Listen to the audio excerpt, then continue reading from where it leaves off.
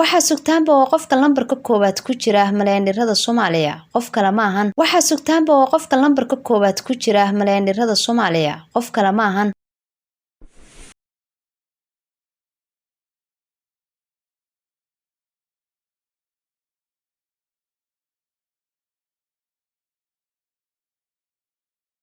bismillaahi raxmaani raxiim assalaamu calaykum waraxmatullaahi tacaala wabarakaatu kulan wanaagsan saaxiibada qalbiga kusoo dhawaada janalka Diamond Show waxaad uga bogan doontaan barnaamijyo idin xiiso geliya kuwaasi oo uga hadli doono dariiqaha dadka guuleystay kuwa caanka ah iyo barnaamijyo kale oo idin xiiso geliya barnaamijka waxaan ku soo qaadanaynaa 5 qof ay ka soo jeedo Soomaaliya ee maalqabeennada ah taasi oo qortay majalada Forbes oo inta badan diiradda saarta arrimaha dhaqaalaha isla markaana galaangal u leh xogta qarsoon ee taajiriinta ama milyaneerada waxayna soo bandhigtay 5 qof ay ka soo jeedo Soomaaliya ee milyaneerada ah lambarka 5aad ayaan soo qabanayaa Aaminah Mooge Xirsi waalidkeedu waxay ahaayeen socoto ka soo taariibay Soomaaliya waxayna degeen degmada Bungama ee galbeedka dalka Kenya Aaminah waxay ku dhaltay kuna soo barbaartay Bungama markii ay kortay waxay ka shaqayn jirtay baqaar hooyadeeda ay ku leedahay gudaha Uganda Aaminah Xirsi waxa lagu qiyaasaa 64 jir waxayna kamid tahay maalqabeennada Soomaaliyeed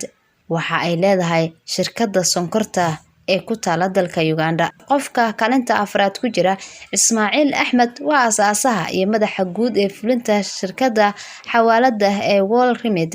oo xarunteedu dhexe ku taala magaalada London shirkaddan xawaalada waxay bixisaa lacag online waxayna macaamiisheeda ay markaasi lacagtan ugu dirtaa saaxiibadeeda iyo qoysaskooda ku kala nool dalal kala duwan sanadkii 2015 hantida shirkadda World Remit soo gashay website waxa uu ku sheegay $100 bilyan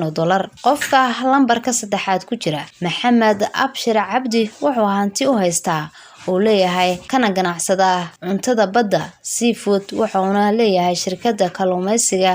ee Xafuun waxa la aasaasay sanadkii 1992 wuxuu leeyahay dhoofinta iyo qaybinta iibinta wax soo saarka cuntada badda sida argoosatada hilibka salan ee libaax badeedka shirkaddan ayaa waxaa sanadkii soo gala sida ay majaladu sheegtay $100 bilyan qofka lambarka 2aad ku jira Cabdirasaaq Isaaq Iido waa aasaasaha iyo saamilada shirkadda isgaarsiinta ee Nation Telecom oo kamid ah shirkadaha isgaarsiimeed ee gudaha Soomaaliya ganacsadahan ayaa wuxuu degan yahay magaalada Dubai wuxuuna shirkadda Nation aasaasay 1997 shirkaddan ayaa bixisa adeega telefoonada moobilka gacanta iyo internetka waxayna leedahay in ka badan 70,000 oo macaamiil oo adeegta Nation waxa sugtaanba oo qofka lambarka koowaad ku jira malaayiirada Soomaaliya qof kale ma ahan waa Cabdirashiid Ducaale waa madaxa fulinta shirkadda xawaalada ee Dahabshiil oo ah shirkad caalami ah oo inta badan dalal kala duwan ku leh